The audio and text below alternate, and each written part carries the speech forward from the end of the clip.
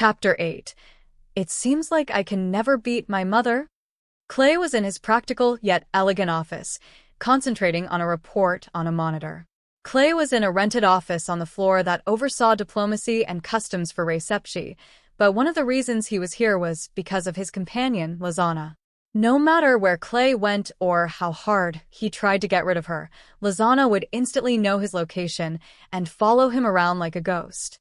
Even though it was a planetary-scale ship within Recepci, and since he was bound by contract, even Clay couldn't escape from Lizana, who had the advantage of knowing Recepci. Having given up, Clay decided that he would at least be in a place where she could wear a decent outfit. I wouldn't be able to stand having you around me half-naked like that. Lizana changed into appropriate clothing depending on where Clay was going.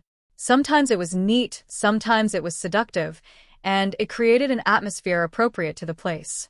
Moreover, the places Clay was allowed to be outside of work were usually high-end, members-only entertainment districts with strict security measures in place to prevent information leaks, places for wealthy people who were used to playing and living in luxury.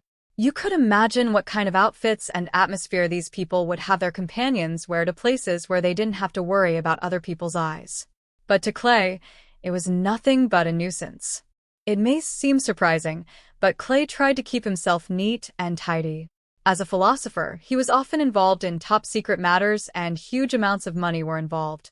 Since a philosopher was at risk at the level of a head of state, being careless about his private life could be fatal. This was especially true when it came to women, and after what happened with his mother and bitter experiences in the past, Clay was particularly wary of women approaching him outside of work, and above all, he didn't like it. A major factor in this was his recent arrest for work-related trouble.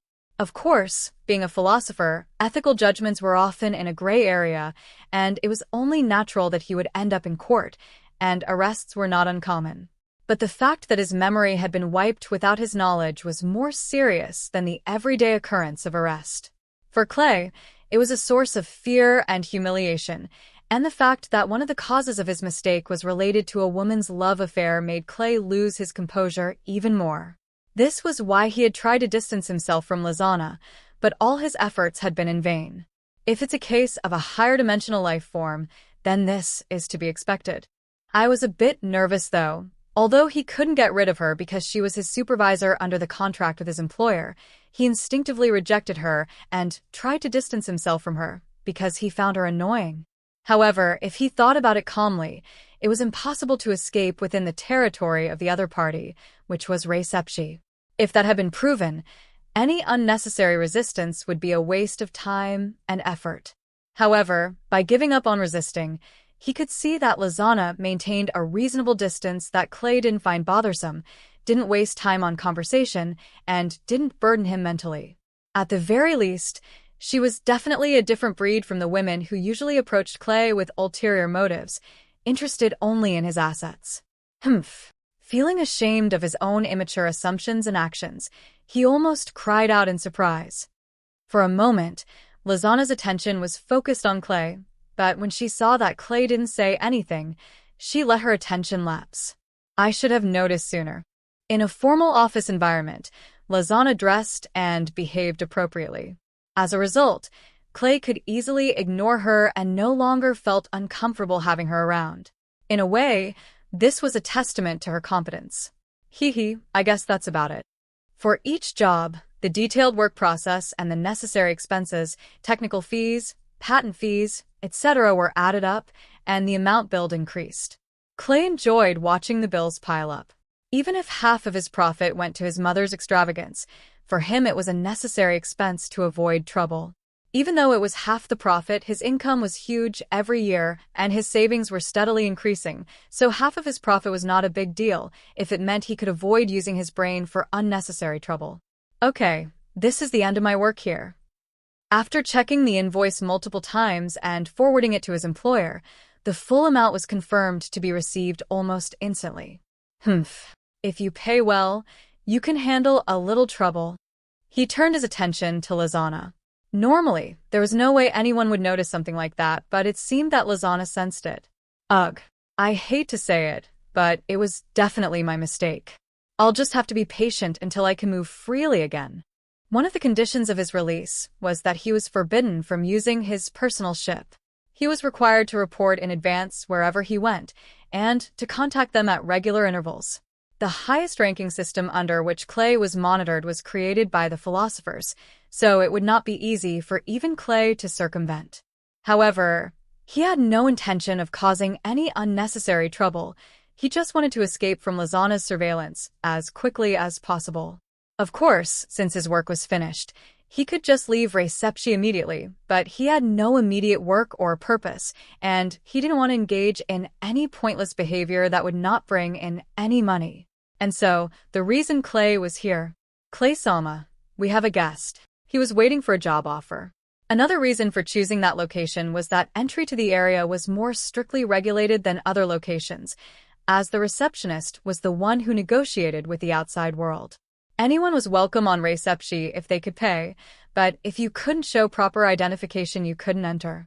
And when you asked Clay to do work for you, you had to pay a large deposit as collateral.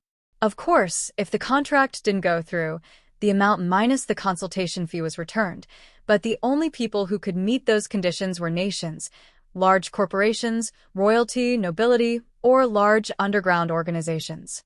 Here, Reception took care of all those hassles, so all he had to pay was the rent, which made it really cheap. But even before that, it was easy for Clay to find out the identity of the person he was working with. A snake knows the way, as the saying goes, and the information network that Clay had built up over a long time exceeded that of Washu and Sito when it came to the underworld. So he knew the identity of the man in front of him, and his employer, and whether he could pay a sufficient fee for the skills he would impart. In short, the moment he met the man, he had pretty much decided to accept the job. What do you think about the Battle of Renza?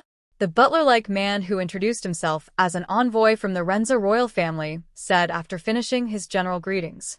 This was a question to confirm the major difference in opinion between those from the Galactic Federation and those from the Renza Federation regarding large humanoid weapons. I don't think so. To begin with, fighting is an inefficient thing in itself.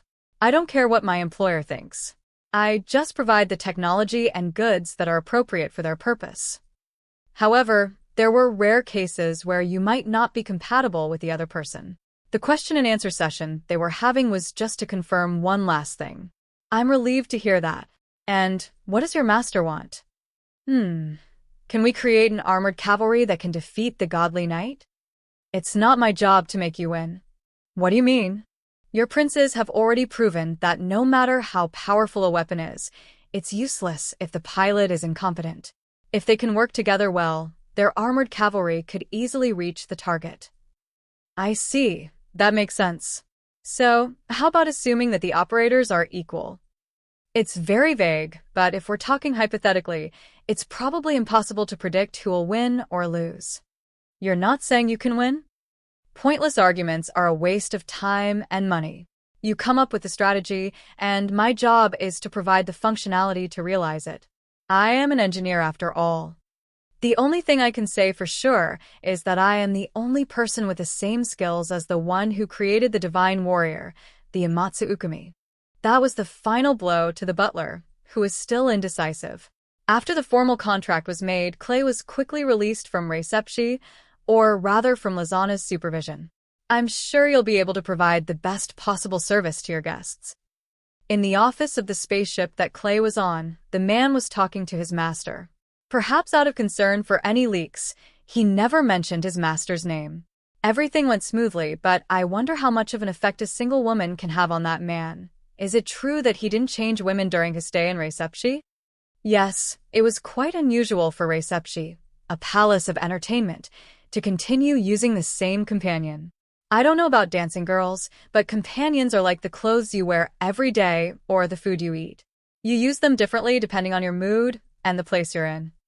In particular, the treatment that Clay received was among the best, and while what he said would normally be done, Clay was the type of person who would ask for it in the form of money. Even if that's not the case, it will still be useful. So that's it. Ha ha ha. The man who was laughing quietly and his master were unaware of how foolish and mistaken their actions were.